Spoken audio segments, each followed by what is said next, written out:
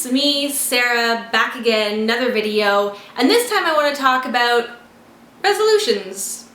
New Year's resolutions to be precise. So we are now officially halfway through July, which means we are now more than officially halfway through 2012. Now, I'm not the type of person who thinks that the world's gonna end at the end of 2012. I just think this year is going by way too fast, and I wouldn't mind if it slowed down a little.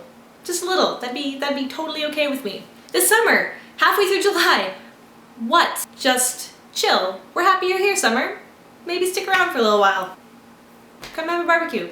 I'm the type of person who is really big on making New Year's resolutions. I do it every year, and I actually really try to stick to them throughout the year. Being a goal setter as I happen to be, I like to check in every so often to see how I'm doing, and to me the halfway point of the year seems like the perfect time to do that. You've had half the year to hopefully make some progress, and if you haven't, then you've got half the year to maybe pick up the slack a little. If you follow my blog, theycallitgumption.com, or even if you've been following this video blog, then you know that I have dubbed 2012 the year of better living. Not gonna lie, it was a bit of a cop-out. I had this huge list of resolutions, and at the risk of being that girl who just makes a huge list of resolutions, I decided to kind of lump them all together, look for the common theme. The common theme was making my life better, and I went with that. Some of the things on that list I think I've been doing pretty well with, and some of them not so well with. But this video I think is my chance to kind of evaluate where I'm at and decide where I need to go next. I'm not going to break down each and every one of my goals, resolutions, because that would just take forever, and we know how much I love to ramble. Instead, what I'm going to do is I'm going to take a look at the one resolution that I've done really well with, and the one resolution that I really haven't done that well with at all, and just kind of, you know, compare. So the resolution that I say that I have done fairly well with has been fitness. If you follow me online, then you know that I'm a big runner.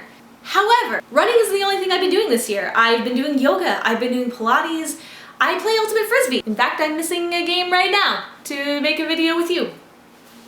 That's how much I love you. But I'm not going to lie to you, I have never been able to make this resolution stick before. Oh yes, I have always been that girl who every January has secretly told myself this will be the year.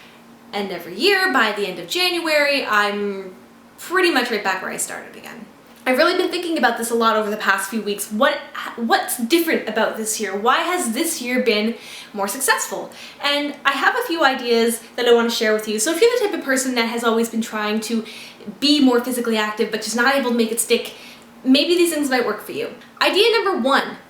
Take it slow. I was the type of person who would dive in 100% headfirst and try to completely change my lifestyle overnight, and when I wasn't successful, which, let's be honest, how could I possibly be successful with that mindset, I would get very discouraged and I would just stop. When I started this year, all I was doing was one yoga class once a week for an hour each week. That was it. The way that we live our lives right now is made up of a lot of habits. To get from point A to point B, we have to change those habits, and those are not easy things to do overnight, so we have to be patient with ourselves, and I think that starting slow is a great way to do that. So maybe instead of just diving right into it, take a different approach, slow yourself down, and give yourself a bit more time to make that healthy, active lifestyle come together. Start slow and work your way up to the place that you want to be. Thing number two that I've noticed, taking a class.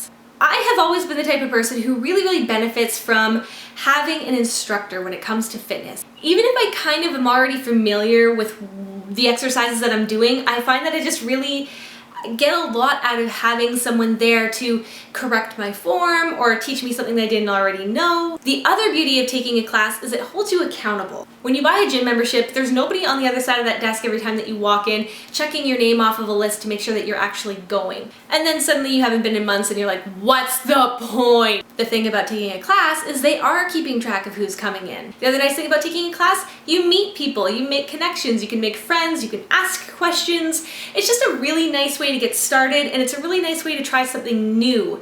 I had never taken yoga before, and now I'm obsessed with it. Thing number three, things. Why am I calling them things?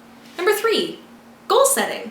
What I found has worked really well for me is that I've set small, manageable fitness goals for myself over the past 6 months. I'm taking a class for 4 months. My goal is to not miss a single class.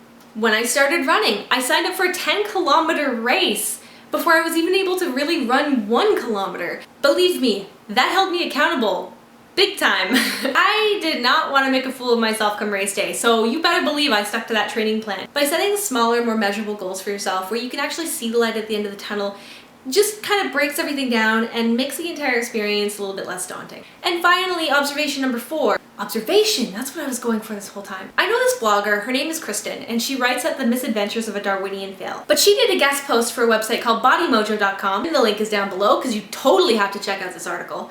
She'd written a post about her own personal body journey, and I read it and I thought, yes! See, the thing is, for a lot of us, when we first really launch ourselves into a more physically active lifestyle, we're trying to change something about ourselves that we don't like, whether it's our weight, our shape, our something, and that negative connotation we've placed on it kind of takes all the fun out of exercising, and we very quickly lose our love for it, you know, assuming we even had it to begin with. In Krysten's article, she writes about that exact same experience, about trying to be physically active and just not being able to stick with it because it was coming out of a place of self-hate. However, in Krysten's particular situation, her health suddenly changes, and now she needs to exercise not to change something about herself that she doesn't like, but to take care of her body. Suddenly, the need to be physically active is coming from a place of self-love. And that completely changes her perspective on physical activity. Take a step back, look at your reasons for wanting to become more physically active, and try to look at them from a more positive perspective. The moment you take that negative connotation away from exercise, the faster you're going to learn to love it, and that's a great place to be. Trust me. So that is resolution number 1 that has worked out really, really well. What about resolution number 2, the one that hasn't worked out very well at all? Est-ce que tu parles en français? Because I don't. For years I have wanted to learn another language, and in particular I've wanted to learn French. Now there's a bit of irony about this particular resolution because when I first started school way back when in kindergarten, I actually started in French immersion.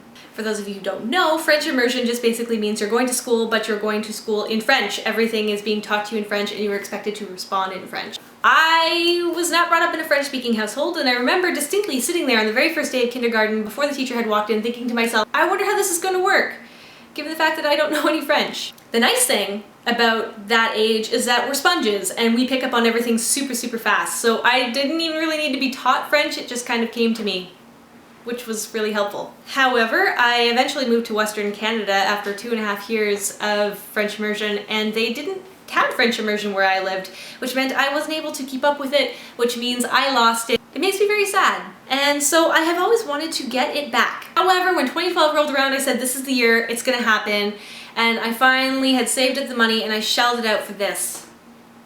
Yup, I bought Rosetta Stone, all 5 levels. Look at this box. Look at the size of this. I could kill a man with this. If you happen to notice, the tape's still on it. I haven't opened this thing, not once. I don't know what's in this box, to be honest with you.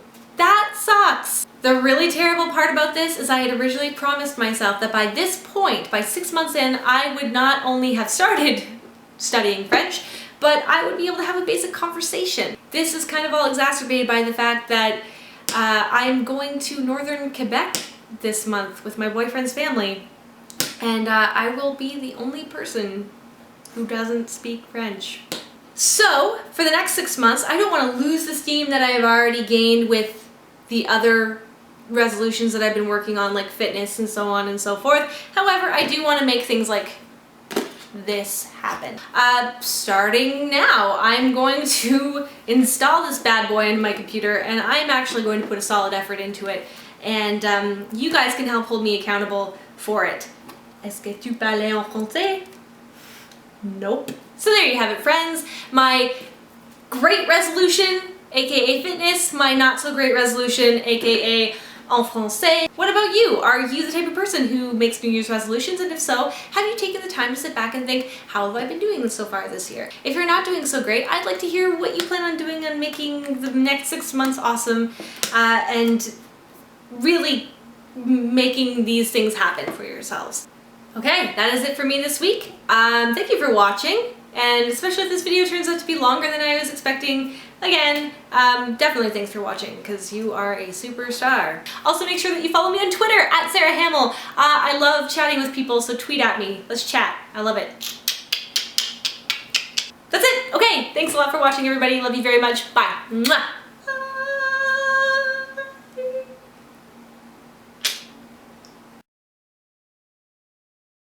At Sarah Hamill, I love chatting with everybody. Ah!